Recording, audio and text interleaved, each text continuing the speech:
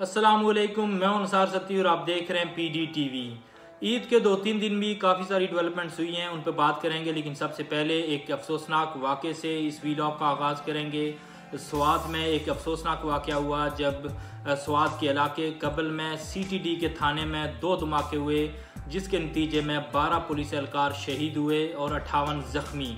ये के बाद 2 धमाके हुए और धमाके इतने शदीद थे कि आसपास के इलाकों तक महसूस किए गए और जो थाने की इमारत थी वो ज़मीन बोस हो गई और कबल और स्वात के हॉस्पिटल्स में इमरजेंसी नाफिज कर दी गई, जहाँ पे ज़ख्मियों को लाया जा रहा है। इंतहाई अफसोसनाक वाक़या। अल्लाह पाक हमें ऐसे वाक़यात से और ऐसे हादसात से महफूज रखे और जो लोग शहीद हुए हैं इस हादसे में, इस धमाके में, अल्लाह पाक उनकी मग़फ़िरत फरमाए, उनके दर्जात को बुलंद फरमाए और उनके लवाहिकीन को सब्र जमील अता फरमाए। और जो लोग ज़ख्मी हुए हैं अल्लाह पाक उनको जल्द से जल्द सेहतियाबी अता फरमाए।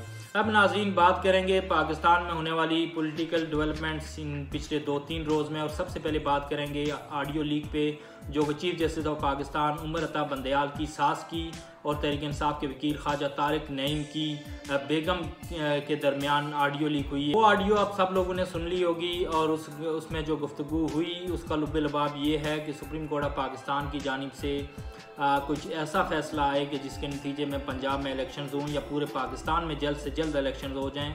उन इलेक्शंस के नतीजे में इमरान खान साहब दोबारा इक़्तिदार में आ जाएं।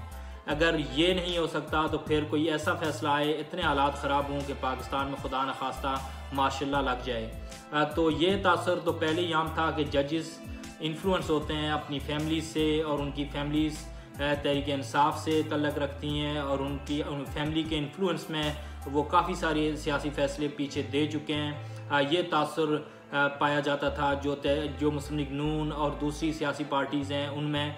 लेकिन इस ऑडियो लीक के आने के बाद वो तासर सच साबित होता दिखाई दे रहा है कि जजेस की फैमिलीज़ जो पाकिस्तान में सियासी फ़ैसले हैं उन पे असरअंदाज होती हैं और इससे पहले होती रही हैं और अब भी हो रही हैं। इस ऑडियो के मंजर-ए-आम पे आने के बाद मुस्लिम लीग नून की जानिब से और दूसरी पार्टीज़ की जानिब से सख्त रद्द-ए-अमल आया और मरियम नवाज़ ने रद्द-ए-अमल देते हुए ये कहा कि जहाँ पे फैसले आइन और कानून की बजाय बेगमात और सास की मंशा और उनकी पसंद नापसंद पे होते हों, वहाँ पे तामीर और तरक्की नहीं होती बल्कि वहाँ पे इंतशार और फसाद ही होता है। इसके अलावा राना सनाउल्लाह ने भी इस पर सख्त रद्द-ए-अमल दिया और उन्होंने ये कहा कि इससे पहले भी ऑडियोज़ आ चुकी हैं। मैं आपको याद दिलाता चलूँ कि ख्वाजा तारिक नईम वही हैं जिनकी ऑडियो लीक हुई थी साकिब निसार के साथ, जिस पे वो मरियम नवाज़ के बारे में गुफ्तगू फरमा रहे हैं। और राना सनाउल्लाह ने ये कहा कि इस ऑडियो की जो अभी मंजर-ए-आम पे आई है और इससे पहले जो ऑडियो आई थी तहरीक इंसाफ के जो वकील हैं ख्वाजा तारिक नईम, उनकी और साकिब निसार की, इनका फॉरेंसिक होना चाहिए, इनका ऑडिट होना चाहिए। और अगर ये ऑडियोज़ दुरुस्त हैं तो जिस शख्स के बारे में है यानी कि chief justice of Pakistan Umar Ata Bandial, उनको अपने ओहदे से इस्तीफ़ा दे देना चाहिए। इसके अलावा एक और जगह पे राना सनाउल्लाह ने रद्द-ए-अमल देते हुए कहा कि जुडिशरी फैमिलीज़ की पसंद नापसंद पे सियासी फ़ैसले दे रही है और क्या पाकिस्तान का आइन सिर्फ पंजाब के लिए है कि पंजाब में 90 डेज़ में इलेक्शंस होने चाहिए, या पाकिस्तान का आइन KPK में भी लागू होता है और अगर पंजाब में 90 डेज़ में इलेक्शंस होते हैं तो KPK में भी 90 डेज़ में इलेक्शंस का फ़ैसला सुप्रीम कोर्ट ऑफ पाकिस्तान क्यों नहीं देती। अब नाज़रीन बात करते हैं तहरीक इंसाफ की। इमरान खान साहब ने एक बहुत बड़ा एतराफ़ किया, उसके बाद फिर यू टर्न ले लिया। इमरान खान साहब ने एक इंटरव्यू के दौरान ये कहा था कि उन्होंने पंजाब और KP की असम्बलीज़ को डिज़ाल्व किया जनरल बाजवा की एडवाइस पे और उनके मशवरे पे।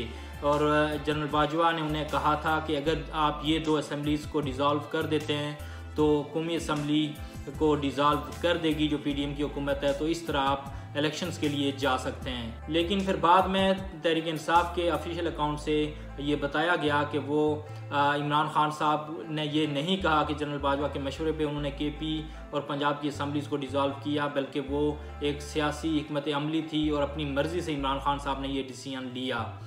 इसके अलावा नाज़रीन बात करते हैं तहरीक इंसाफ की टिकटों की। तहरीक इंसाफ ने पंजाब असम्बली के लिए टिकटों की तकसीम कर दी है और उसमें बड़े बड़े बुत पाश हो गए, और वो जो ख्वाब सजाए बैठे थे कि वो खादमे आला पंजाब, वज़ीर आला पंजाब बनेंगे, पंजाब के तख्त पे बैठेंगे, उसमें शाह महमूद कुरैशी हूँ, फवाद चौधरी हूँ, हमाद अज़हर हूँ, इनमें से किसी को टिकट नहीं मिला। जबकि परवेज़ इलाही और उस्मान बुज़दार को टिकट मिल गया। और हो सकता है कि अगर तहरीक इंसाफ पंजाब में जीतने में कामयाब हो जाती है और अपना वज़ीर आला अगर उसे लाना हुआ, तो हो सकता है कि आगे फिर उस्मान बुज़दार ही वज़ीर आला पंजाब हूँ। टिकटों की इस तरह तकसीम पे फवाद चौधरी ने नाराज़गी का इज़हार किया और कहा कि वो वज़ीर आला पंजाब बनना चाहते थे, इसलिए कि तहरीक इंसाफ की पंजाब में परफॉर्मेंस बेहतर हो सके।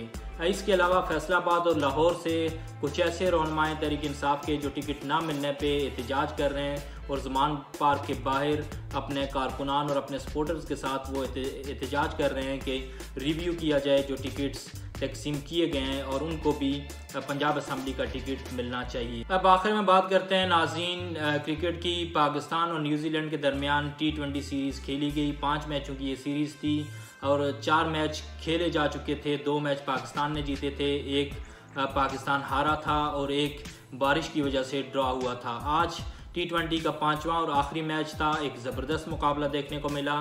पाकिस्तान ने पहले बैटिंग की और 193 रन्स किए। रिजवान ने बेहतरीन इनिंग्स खेली, 98 रन्स किए।